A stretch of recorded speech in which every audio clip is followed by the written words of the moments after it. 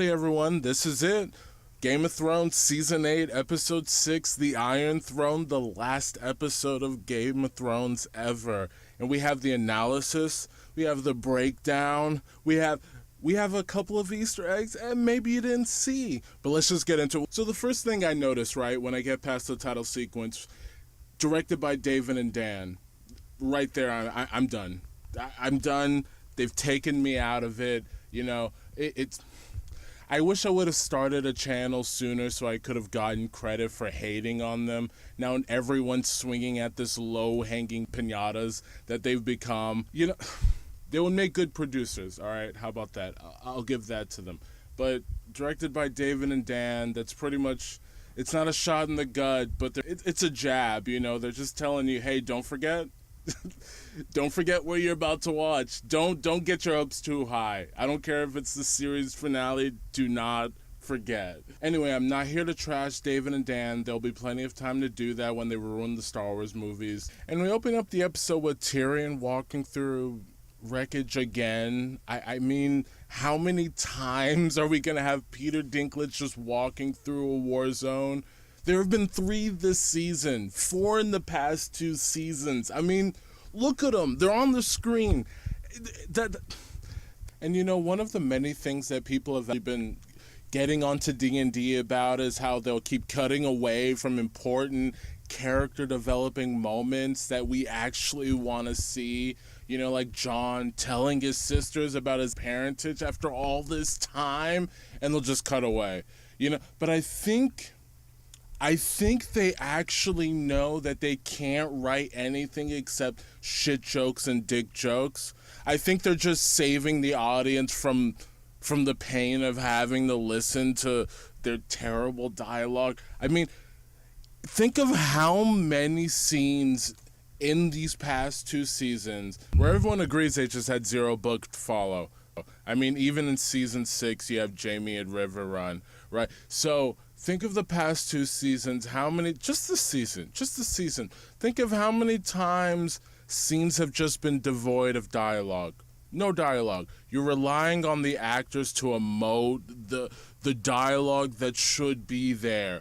Or you're relying on past interactions and us using those past interactions to fill in how characters would react when you should be showing us how characters react. And then you have Jon and Davos wandering through the carnage, and it's just like, wait, Davos, why are you even there? Like, don't you have a wife? Mathis came from somewhere, right? Go home to your wife, Davos. Just go home. Like, they don't care about you. Stannis is dead. All right, just go home, man. But anyway, Davos is there, so Jon and Davos run into Grey Worm, and they're just killing Lannister soldiers. They're just slitting throats. They're just doing them all in. And Jon is like, what are you doing? Grey Worm is like, hey, talk to the queen, all right? Talk to you, girl. Like, this is directly from her, okay? This is above your pay grade, all right? Then there's this standoff between Grey Worm and Jon. Jon puts his hands on Grey Worm. Grey Worm is like, look, you don't want to do that, all right? But the thing is, I don't even respect the Unsullied anymore. Like, after you get beaten by 5 dudes in Eyes Wide Shut mass in an alley, when you have Barristan fucking Selmy as your backup, when you have Barristan as your backup and you still get beat, I don't respect you, alright? So really, are they gonna beat Lord Commander, King of the North, King Beyond the Wall, Jon fucking Snow? No. It's not happening. Don't worry. It's not happening. Dude, we are 13 minutes in and we've had about 3 lines of dialogue and 2 Tyrion walk through rubble scenes.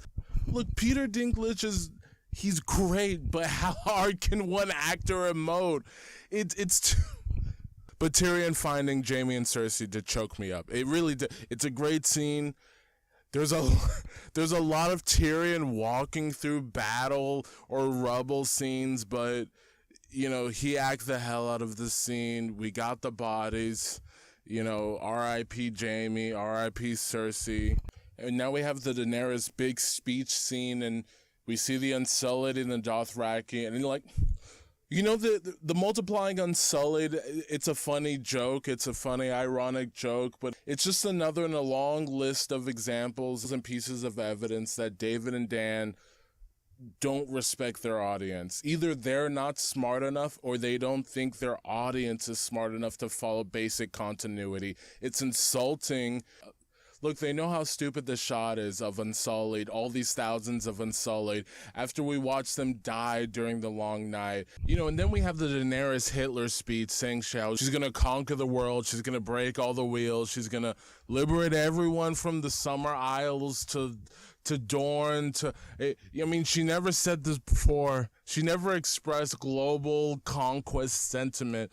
And honestly, I think the whole Hitler speech cliche it's another example of D&D treating their audience with kid gloves.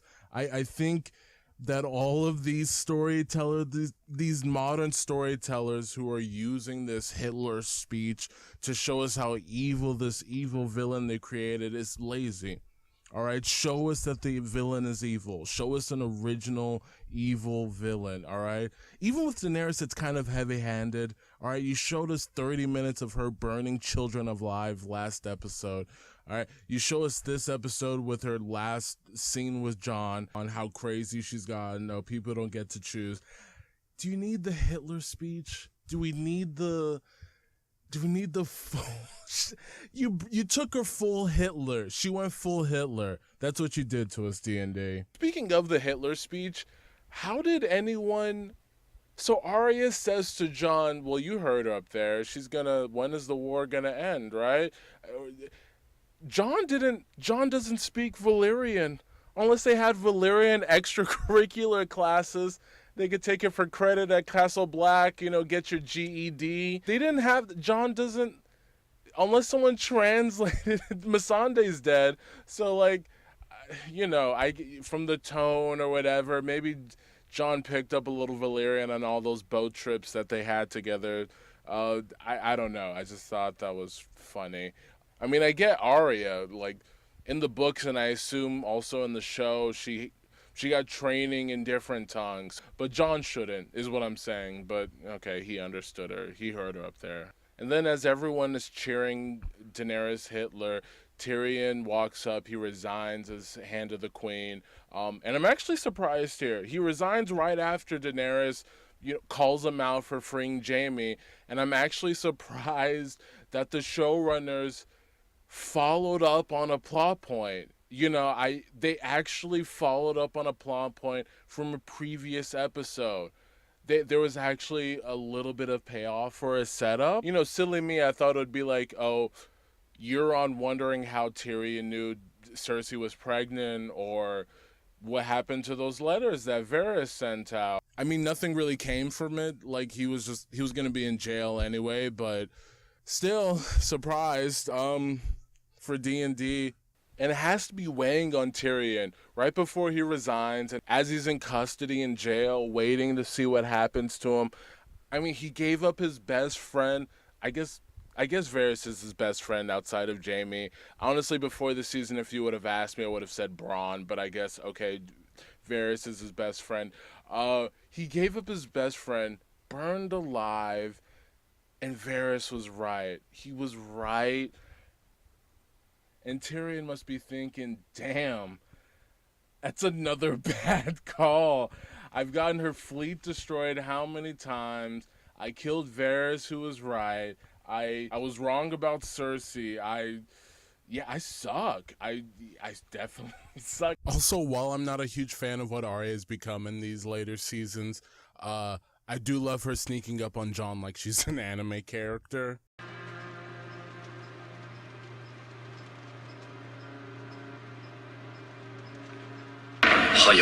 Wait, hold on. Another thing that bothers me about Daenerys Hitler is that when has she ever had global sentiments? I mean, I get she's drunk with power. She finally won the Iron Throne, but she's been using dragons for...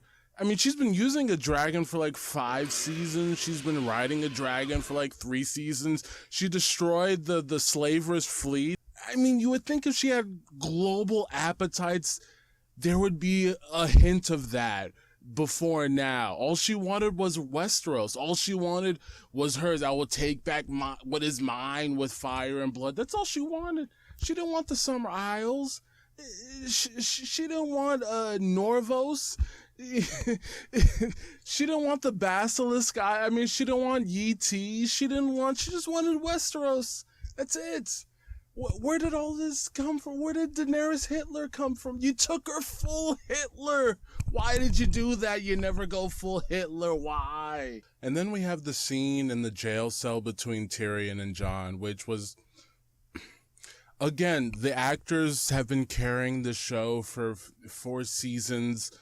You know, they're great. It's hard to, it's well acted. When you actually, like, listen to what they're saying in the situation, like, Tyrion straight up asked Jon to kill Daenerys. The Unsullied are right there. I don't know.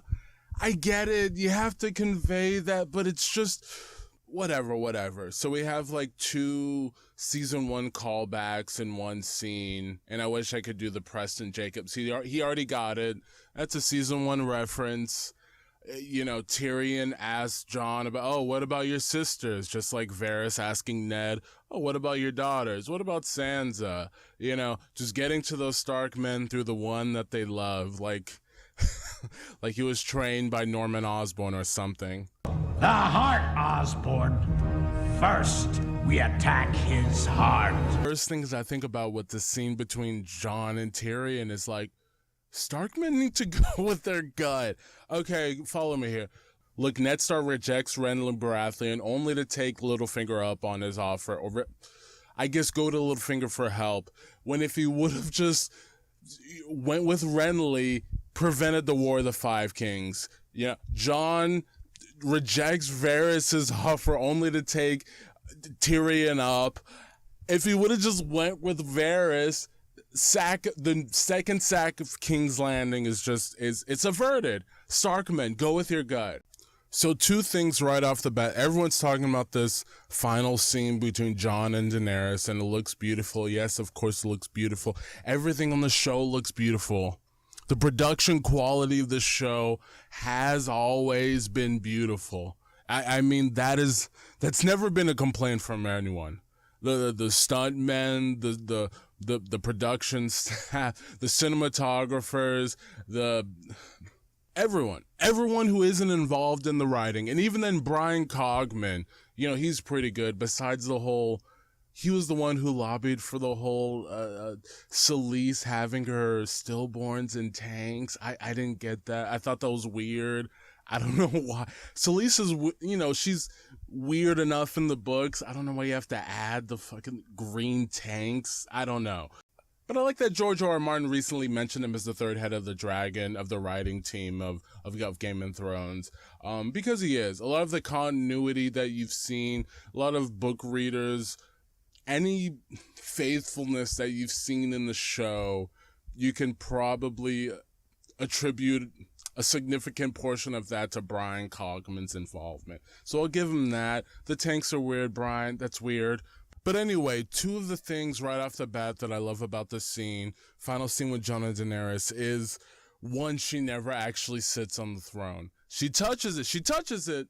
Unlike the House of the Undying, she doesn't tell everyone's like, oh, maybe she won't. She touches it, but she doesn't sit down. She never gets coronated also. So I guess, is she ever really queen? Is she? I don't think so. I don't think it counts. I think, you know, it's one of those gray regency, you know, it passes to Gendry was technically king for, you know, 2 weeks or however long it took for Bran to become king, like as well as technically Gendry or something, you know, in the history books or whatever.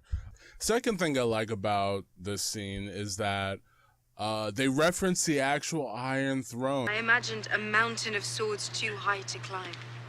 So many fallen enemies, you could only see the soles of Aegon's feet. They actually, you know, give a description of the actual Iron Throne.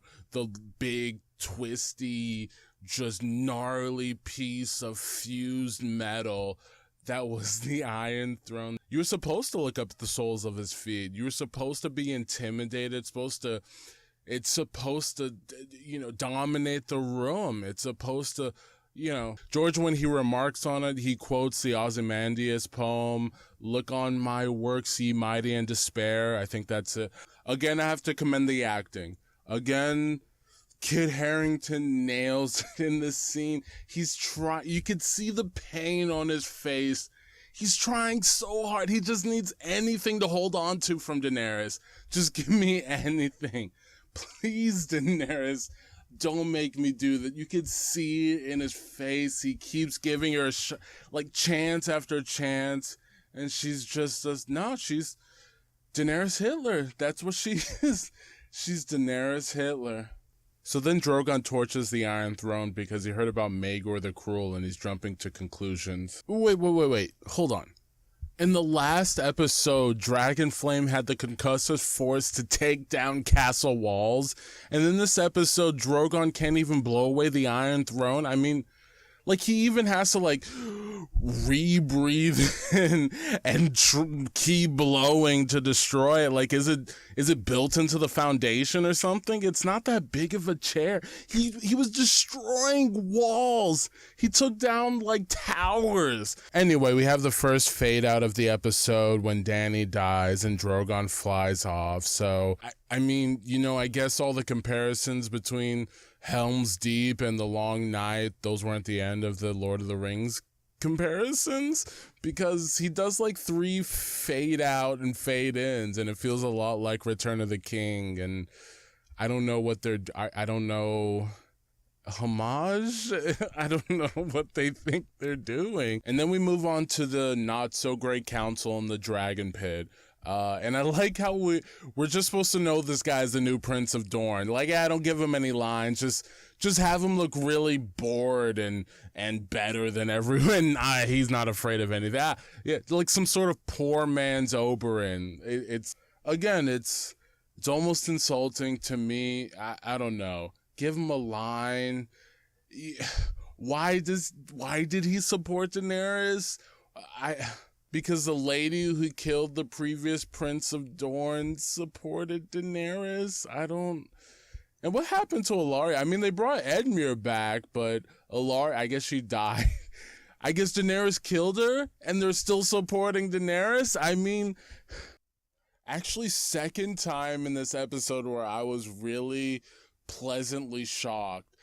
And that's Edmure. Edmure's back! I really didn't think they'd get him back. He's on Black Sails or something. I really gotta watch that show. Is that show good? I guess let me know in the comments, please. I heard it was pretty good. I don't know if it's worth my time. I don't know. But Edmure's back. I mean, thank you for a little bit of, hey, respect this world that you built. I know you want to move on to Star Wars, but at least that's what I thought before they treated him like a Three Stooges character. First of all, look, Sansa telling him to sit, I don't know who you think you are. And this isn't some sort of man, woman. This is look, that's your uncle, that's your family. Don't embarrass them in front of people. Have him go up for a vote. No one votes for him. He's I tried my best. Okay. But telling him to sit down in front of everyone that, the disrespect, I can't, it doesn't it takes me out of it. It just takes me out of it. I'm sorry, that's just me. I don't know what to tell you. I mean, speaking of Edmure, he's not even Lord of Riverrun anymore. I mean, they don't have a king, so no one reinstated him as Lord, and after Riverrun was taken by Jaime, he's not Lord of Riverrun anymore, so why is he there? I mean, I appreciate him being there, but then he actually shouldn't be there. So I guess they just brought him back as a fall guy or something, or as a joke for some slapstick humor. I don't know. He's banging his sword on the chair and he's so funny. He's okay. I'm sorry, but this not so great council scene it's actually kind of ridiculous. So everyone's just on board with the whole Bran, three-eyed raven, I see everything, I'm in the werewoods thing, Iron Islands, Dorne. What about the drowned god? Did they renounce that god? This has major implications. Everyone's just on board with it. it seems like everyone's on board with it because they voted him king. So, like, does everyone worship the old gods now? Because there's proof. I mean, they saw proof of R'hllor. I mean, do they believe this kid in a wheelchair can see everything? And why are we even listening to Tyrion? Why? Like, all of a sudden, he's in prison. All of a sudden, he's just like, now this is how we choose the new king. Every time a king dies, the Grey Lords will meet on this spot and they will choose a new king. Like, all of a sudden, he's giving orders and he's writing decrees. He's terrible. Look, I love Tyrion, but he's a terrible hand. I know you're thinking, oh, what about season 2 Tyrion? He was entertaining, but he wasn't a good hand. All right. He was too obsessed with his sister. He was too busy with his whore. He was not a good hand. I'm sorry. Go back and rewatch it. And honestly, it's kind of a ridiculous idea. Like, in 200 years, are the Lords still going to agree? They're going to meet on this spot. They're not going to have a war. Lords aren't going to amass power and try to jockey for position, and they'll all just meet, and all the 7 great lords, they'll just choose a king, and there'll be no arguments, there'll be no wars, there'll be no skirmishes. Is that really going to work? Is it really? 200 years, 300 years from now? Is that really there's not going to be any arguments or any battles or skirmishes or anything? Or are they just going to, like, plant a weirwood where the Iron Throne used to be and just, like, stick Bran in it, and he'll just, like, be king forever? Okay. I don't know. I see a bit more of a democratic society in the books, maybe at least parliamentarian or king with a senate, like, or Rome, I think a little bit of a more long-term solution. Instead of just, we'll have a great council every time, and, no king is ever gonna undo this decree. Okay, all right, okay, sure, yeah, okay. So, it's established that Bran can see the future, right? Like, that's what he said. Why do you think I traveled this whole way? So, like, if he could see the future, why didn't he tell anyone all of the things that he could have told people? Is it one of those things where if you tell them, like Doctor Strange, I can't tell you or you won't do it, or I mean, they've already kind of established in the universe that if Bran goes back in the past, it's a linear timeline. There's nothing he can do to actually change anything he does was something he was always going to do. So if he just told people, what was up at any point since he's become the three-eyed raven or the three-eyed crow, whatever you want to call him, at any book or show, at any point since he's become this entity, he could have told people. It wouldn't have changed what was going to happen. I mean, based on the rules that the show has set up. So he's just kind of a dick. And he kind of just sat around until he became king. Okay, all right. I'm actually planning on doing a video on this channel soon about how Bran is an allegory for AI and how the story is informing the seemingly inevitable takeover of that system of our society. I mean, George loves sci-fi, he loves fantasy, he loves blending the two genres. So I think that is a node at which these genres are being blended by George R.R. Martin. I think that Bran has very strong parallels to the modern AI systems that we're seeing today. I guess I'll flesh it out more in the video, but stay tuned for that. Also, why does Brienne even get a say here? She's from Tarth. She's not even the Lord of Tarth yet. I mean, in the books she is. In the book, she's a lady or the Lord of Tarth or whatever. But in the show, I mean, you have to assume that her dad is still alive, right? Euron isn't doing the cool Euron things he's doing in the books. So, I mean, Brienne, shut up. Edmure, shut up. Like, neither of you matter. Davos at least admits that, like, hey, I probably shouldn't be here. But sure, yeah, Bran can be king. But, like, okay. And how many of these people have actually met Bran? Yara hasn't, the Prince of Dorne hasn't, that third Vale guy, I'm going to call him Lyn Corbray because I like Lyn Corbray. He hasn't met Bran, but they're all like, yeah, sure, make him king. Yeah, sure, whatever. He can see everything. We believe that we should make him king. Okay, sure, yeah, sure, okay, all right. Also, I'm sorry, there's so many things about this not Grand Council that just bugs me. Why is the Kingdom of the North the only kingdom that gets their own kingdom? Like, just because she waited to be the last one to say I? Like, I get it. She says, hey, we fought the army of the dead. We deserve our own king. But the Vale was there too, right? Like, why can't they be the Kingdom of the Mountain and the Vale like they were before? They were there. They were there with Brienne. So they should, Bronze Yon and Sweet Robin should be like, hey, hold on. We want to, look, we fought the dead too. Too many of us have died or whatever. We want our own king too, King Bran. They deserve it. Give Sweet Robin the kingdom. Come on, Sweet Robin. Come on.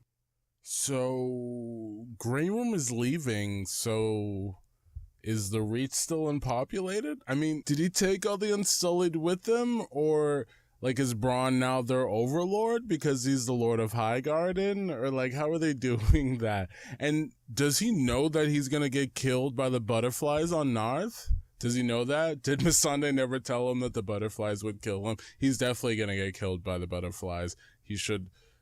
Oof. And now we have the scene of Jon saying goodbye to his family. And Arya's never coming back? Damn, girl. Even Christopher Columbus made 4 return trips. You're never coming back? You don't know what's over there. You don't know if you want to... You're never? You're just never coming back. Okay. Oh, okay. All right. Rolling Stone, I get it. I mean... Girls gotta shop, right? Okay. This is something from this episode that I actually like. Brienne being Lord Commander of the King's Guard. As I'm sure all of you know now after episode 2 of season 8, Brienne is a descendant of Duncan the Tall, who's the Lord Commander of Aegon V's King's Guard. So I think that this is directly from George. I think that Brienne in the books becomes Lord Commander of the King's Guard, of whatever the King's Guard is at the end of the books. I think she is at the head of it. I like this scene. I like Brienne filling in the last of Jaime's pages. I think that's also going to happen in the books. Hey, look at that. Another callback scene. 10 minutes of Tyrion moving around chairs. Because we can't, we shouldn't have a scene with some dialogue. Maybe fleshing out the end of this monumental story. Let's just throw another joke in there. Let's do that. I could throw in a point here about how the Maesters are very, very insistent on them being the ones who choose Grand Maester, and how even Tywin fucking Lannister couldn't get them to change their minds in the book. But yeah, sure. Samwell Tarly, who quit Maester School, who stole a couple of forbidden books, he's Grand Maester now because this is a sitcom. And that's exactly what this show has become, a sitcom. It's a fantasy, it's a fairy tale. Everyone has gotten what they wanted. Jon has sailed off with the elves like he's Frodo. Arya's sailing west of Westeros. Sansa's Queen of the North, who I still don't trust Sansa, by the way. I'm going to do a video on Sansa soon. I do not. There are a couple things about her. I don't know. Sam's Grand Maester. Bronn has every title. He's Master of Corn for some reason. I don't know why he's not Master of War. He's Warden of the South, Lord of Highgarden, Overlord of the Reach. He has everything. Davos, Master of Ships, of course, because he knows ships. Brienne, King's Guard. Podrick, King's Guard. I mean, Podrick's good. Is he King's Guard good? Okay. I mean, how many nights are left, I guess. But that is it, everyone. For better or for worse, that is the end. It's actually over. But this channel is just beginning. I spent a really long time working on this video because I really care about this story. If you got any entertainment at all, I would really appreciate a like, a subscribe, share it with someone you know. It would mean a lot. And as I said before, I plan on populating this channel with plenty more content, so please leave a comment. Let me know what you think of the final episode. Let me know what you think of the season as a whole. We'll see you guys in the next one. Peace and love.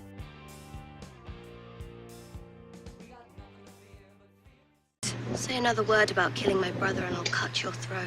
Ugh.